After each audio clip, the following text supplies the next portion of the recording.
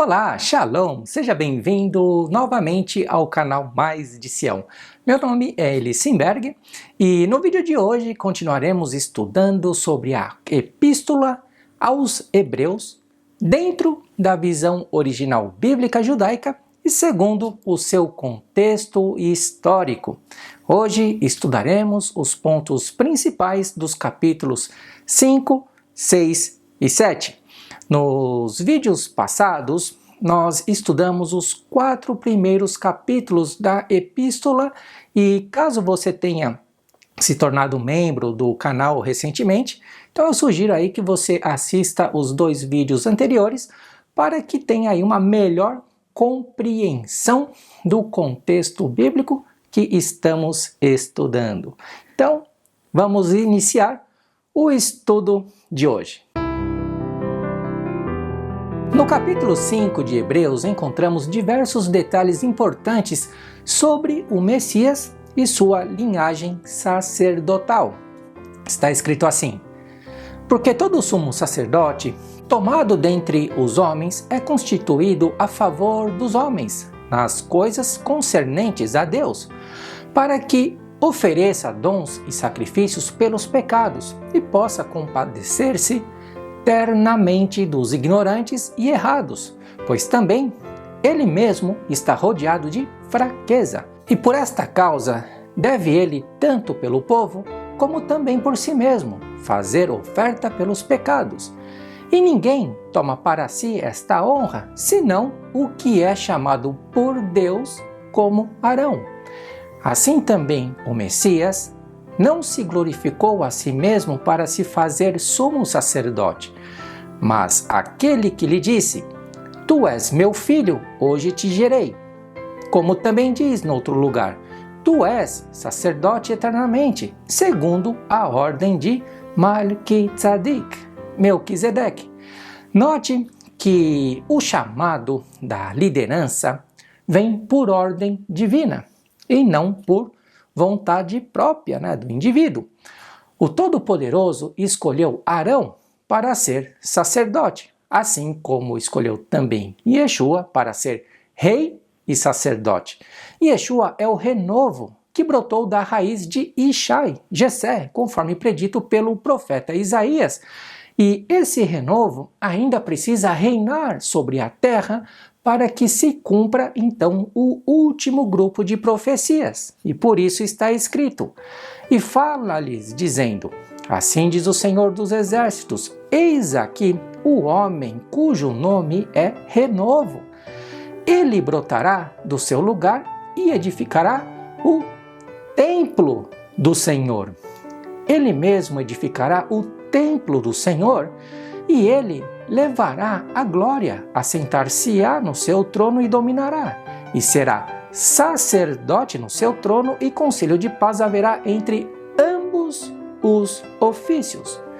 Então, gente, note que o próximo templo aqui em Jerusalém será construído pelo verdadeiro Messias, Yeshua, em seu retorno, quando ele estabelecer o seu reino na terra e governar as nações juntamente com os salvos, conforme eu já demonstrei em outros vídeos aqui no canal. Então, no capítulo 5, lemos nos versículos 7 a 9 a menção do sofrimento de Yeshua no Getsemane, antes de sua morte e sua obediência ao Todo-Poderoso. Esses 3 versículos estão ligados diretamente ao livro do profeta Isaías, capítulo 53, que mostra claramente o sofrimento do servo do Senhor. Está escrito: todavia o Senhor agradou moê-lo, fazendo-o enfermar quando a sua alma se puser por expiação do pecado. Verá a sua posteridade, prolongará os seus dias, e o bom prazer do Senhor prosperará na sua mão. Ele verá o fruto do trabalho de sua alma e ficará satisfeito com o seu conhecimento, o meu servo. O justo justificará a muitos, porque as iniquidades dele levará sobre si. Em Hebreus capítulo 5, lemos que o qual nos dias da sua carne, oferecendo com grande clamor e lágrimas, orações e súplicas ao que podia livrar da morte, foi ouvido quanto ao que temia. Ainda que era filho, aprendeu a obediência por aquilo que padeceu. E sendo ele consumado, veio a ser a causa da eterna salvação para todos os que lhe obedecem, chamado por Deus sumo sacerdote, segundo a ordem de Malquitzedek. Então, como você pode ver, todo o ensino apostólico está completamente embasado, gente, na lei, nos profetas e nos estatutos perpétuos do Altíssimo, que não são invalidados e nem mudados, a não ser que o próprio Deus tenha determinado uma ação simbólica apontando para aquilo que se tornaria pleno no futuro, como, por exemplo, a substituição do tipo de sacrifício para que a lei do sacrifício se tornasse plena, conforme nós veremos mais adiante, no estudo do capítulo 10 de Hebreus. Da mesma forma, a lei sacerdotal se tornou plena em Yeshua, que é o sumo sacerdote segundo a linhagem de Melquisedeque, representado pelo sacerdócio levítico. Interessante, né? Agora veja que o sacerdócio levítico será restaurado conforme a ordem sacerdotal incorruptível de Malquitzedek no reino milenar de Yeshua aqui na terra, quando ele repatriar o restante dos judeus exilados, as tribos perdidas que faltam retornar. A lei sacerdotal se tornou plena através da imortalidade do Messias, que foi constituído sumo sacerdote segundo a linhagem incorruptível de Malquitzedek. Da mesma forma, o mesmo acontecerá com os levitas e sacerdotes descendentes de Arão. Por isso, gente, está escrito: e também deles tomarei a alguns para sacerdotes e para levitas, diz o Senhor, porque com os novos céus e a nova terra que hei de fazer estarão diante da minha face, diz o Senhor. Assim também há de estar a vossa posteridade e o vosso nome. E será que desde uma lua nova até a outra, e desde um Shabat até o outro, virá toda a carne a adorar perante mim, diz o Senhor. Então aqui você vê novamente a importância, gente, do Shabat, do sábado, que é a base da promessa que estudamos no capítulo 4 de Hebreus, de entrarmos no descanso do Senhor. Veja que quando abrimos o nosso coração para compreender a beleza das leis de Deus e de suas promessas, sem a interferência de conceitos religiosos descontextualizados e deturpados, a Bíblia, gente, exala o seu real significado. É muito bonito isso. Agora, o que acontece quando o povo se apega aos dogmas religiosos e não busca o verdadeiro conhecimento bíblico sobre todo o plano messiânico de restauração? A resposta está escrita no final do capítulo 5, que diz o seguinte: do qual temos muito o que dizer sobre todo esse plano, de difícil interpretação, porquanto vos fizestes negligentes, preguiçosos para o ouvir.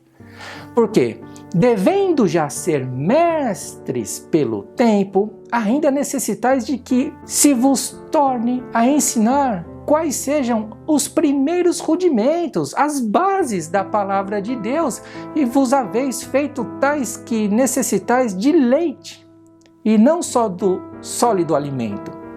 Porque qualquer que ainda se alimenta de leite não está experimentado na palavra da justiça, porque é menino.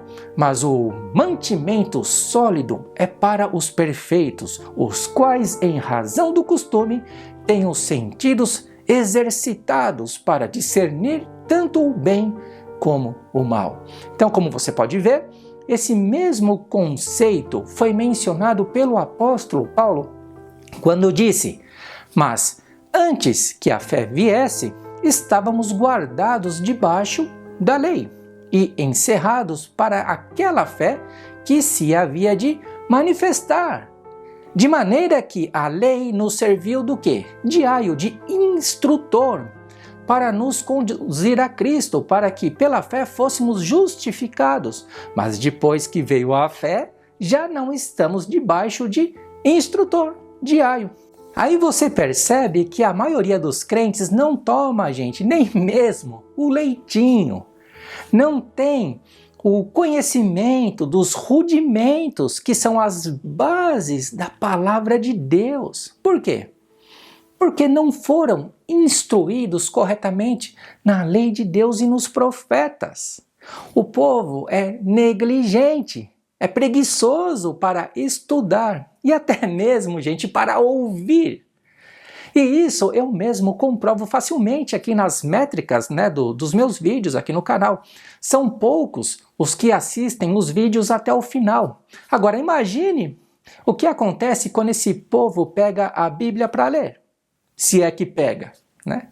Então a maioria das pessoas querem que seus líderes falem o que elas aprenderam errado. E, se possível, devemos acrescentar novidades que não contrariem os conceitos equivocados que aprenderam sem conferir o contexto bíblico e histórico. Mas vamos adiante.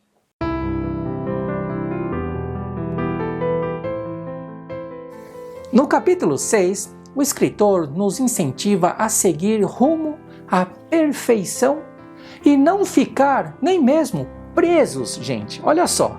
Não devemos ficar presos aos ensinos rudimentares básicos do próprio Yeshua, do próprio Messias. Está escrito: por isso, deixando os rudimentos da doutrina de Cristo, do Messias, prossigamos até a perfeição, não lançando de novo o fundamento do arrependimento de obras mortas, e de fé em Deus, e de doutrinas dos batismos, e da imposição de mãos, e da ressurreição dos mortos, e do juízo eterno. E isso faremos, se Deus permitir. Veja que a constituição divina, o arrependimento, a ressurreição, o batismo e até mesmo a fé em Deus são consideradas, gente, rudimentares, ou seja, uma estrutura inicial, os elementos básicos do nosso conhecimento. E não podemos ficar presos somente a isso. Apesar de que toda essa estrutura é extremamente importante e nos leva ao quê? A fé, ao conhecimento dos planos de Deus. E o texto continua: porque é impossível que os que já uma vez foram iluminados, que conhecem os rudimentos e provaram o dom celestial e se fizeram participantes do Espírito Santo e provaram a boa palavra de Deus e as virtudes do século futuro e recaíram, sejam outra vez renovados para arrependimento. Pois assim, quanto a eles, de novo crucificaram o Filho de Deus e exponham ao vitupério, ou seja, ao insulto, gente.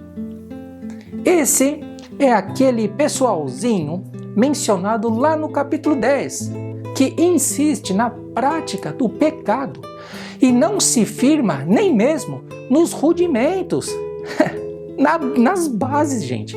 Infelizmente, esse pessoal está fora, não será salvo. Por isso está escrito. Por quê? Se pecarmos voluntariamente depois de termos recebido o conhecimento da verdade, quando fomos iluminados, já não resta mais sacrifícios pelos pecados, mas uma certa expectação ou expectativa horrível de juízo e ardor de fogo que há de devorar os adversários. A maioria dos crentes em Yeshua continuam matando a Yeshua, né? E por causa do quê? Das práticas voluntárias de pecados, pois aprenderam uma doutrina satânica sobre uma graça barata que, baseada em versículos isolados e descontextualizados, levará, gente, o povo à desgraça. Então, ainda no capítulo 6 de Hebreus, encontramos escrito: porque a terra que embebe a chuva, que muitas vezes cai sobre ela e produz erva proveitosa para aqueles por quem é lavrada, recebe a bênção de Deus. Mas a que produz espinhos e abrolhos é reprovada, e perto está da maldição, e no seu fim será queimada. Na continuação do capítulo, o autor diz que não vos façais negligentes, preguiçosos, mas sejais imitadores dos que pela fé e paciência herdaram as promessas. Então, até o final do capítulo, você encontrará alguns exemplos rudimentares, básicos, sobre a fé e obediência que geram obras segundo as determinações de Deus e, consequentemente, o recebimento do quê? Das promessas, né? Então, continuando no capítulo 7. No final do capítulo 6 e no início do capítulo 7, o escritor volta a mencionar a Malquitzadek, o rei de Shalem, ou seja, de Jerusalém, conhecida como, em hebraico, como Yerushalayim. É importante você saber que, em hebraico, a palavra Shalem nos traz a compreensão de algo completo, algo cheio.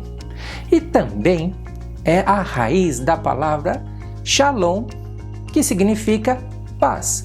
Por outro lado, a palavra Ir significa cidade, e a junção das duas palavras nos leva a Yerushalayim, que significa cidade da paz. Por isso está escrito: orai pela paz de Jerusalém, prosperarão aqueles que te amam.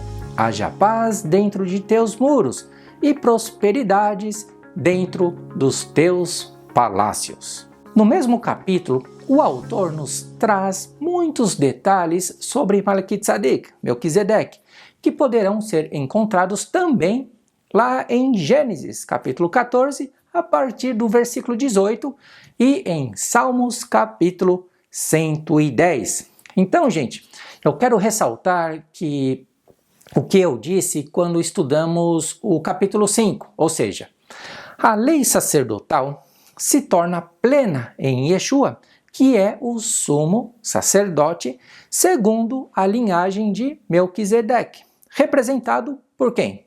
Pelo sacerdócio levítico.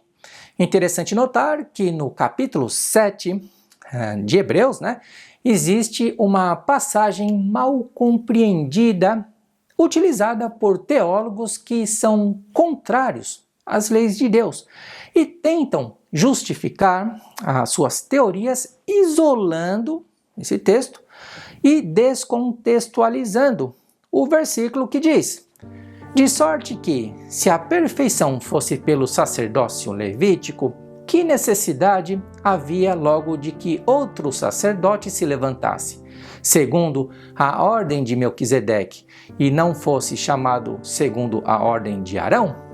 Por quê? Mudando-se o sacerdócio, necessariamente se faz também mudança da lei.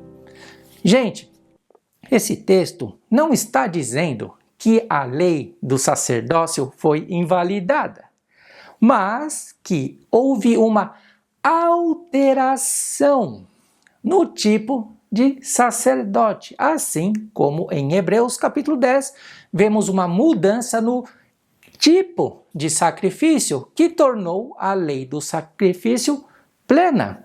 Agora, preste muita atenção no que eu vou dizer para que você possa compreender realmente as profecias e conciliar com os escritos apostólicos sem que haja contradição. Veja que o sacerdócio de Melquisedeque é eterno, enquanto que o sacerdócio levítico estava comprometido por causa da mortalidade dos sacerdotes. Porém, o sacerdócio levítico apontava para o sacerdócio eterno de Malquitzadek.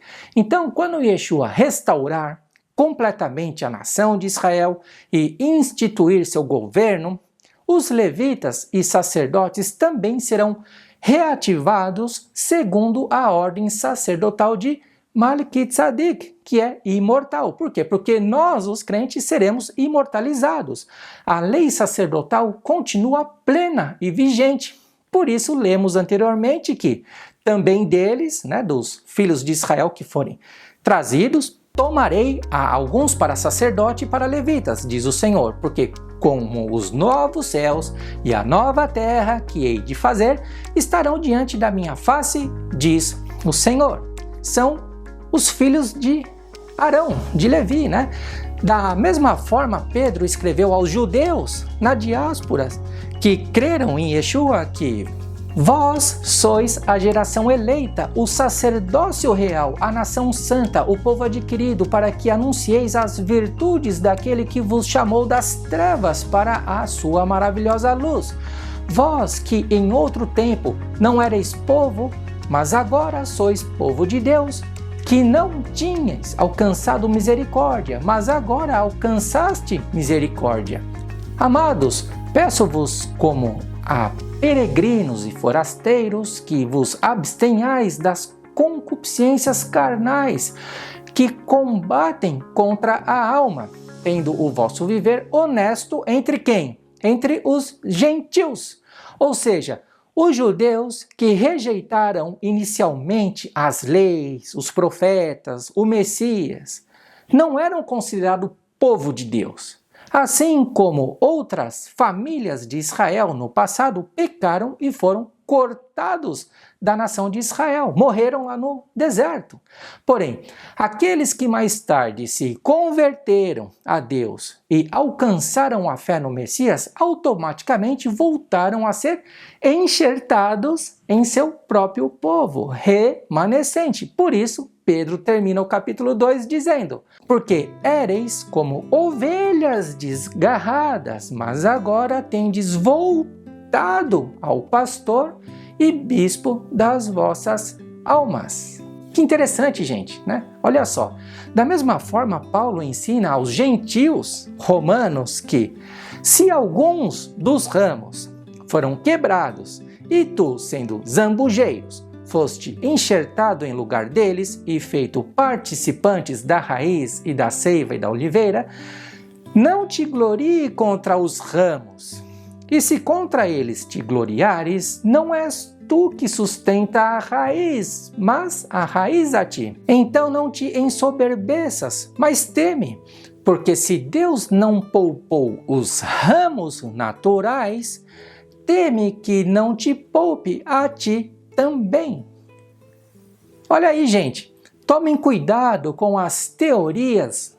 Por gentileza, eu peço isso, por favor, tomem cuidado com as teorias das duas casas de Israel, que faz uma tremenda confusão com a palavra gentil, que significa povo ou nação, e assim, de forma descontextualizada, manipulada, tenta misturar as nações do mundo, as 12 tribos de Israel.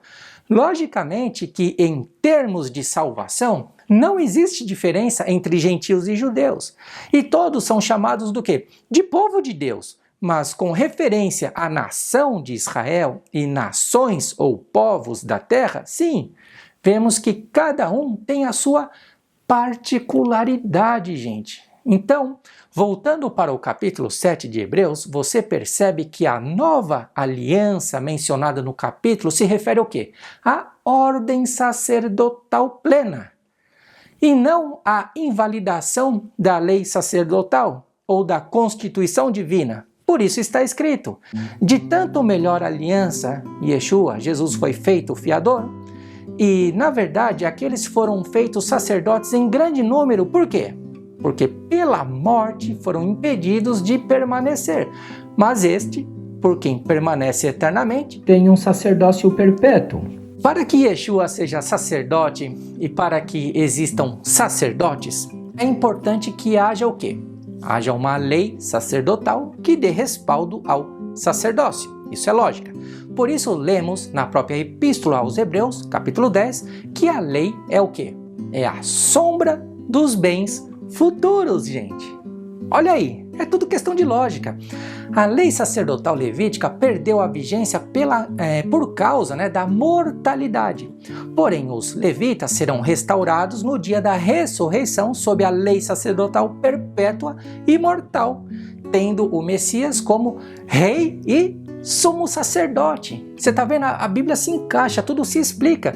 Então, terminamos o capítulo 7 de Hebreus com um último versículo que diz o seguinte: porque a lei do sacerdócio levítico constituiu sumos sacerdotes a homens fracos, mas a palavra do juramento que veio depois da lei constituiu ao Filho perfeito para sempre.